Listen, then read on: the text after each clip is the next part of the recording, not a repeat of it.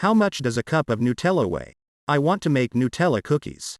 I've found a recipe for it, but it's in volume measurements.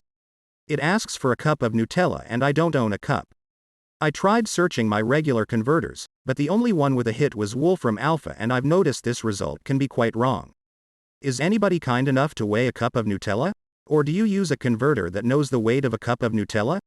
Note: I do own a tablespoon measure, so if nobody knows, I'll just scoop out some and calculate it myself. And post it as an answer, of course. I actually measured and weighed a cup of Nutella and I got 290 grams.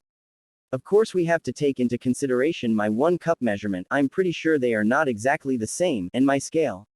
But it just shows that the 300 grams mark is not far off. According to the Nutella nutritional fact label, 1 tablespoon equals 19 grams.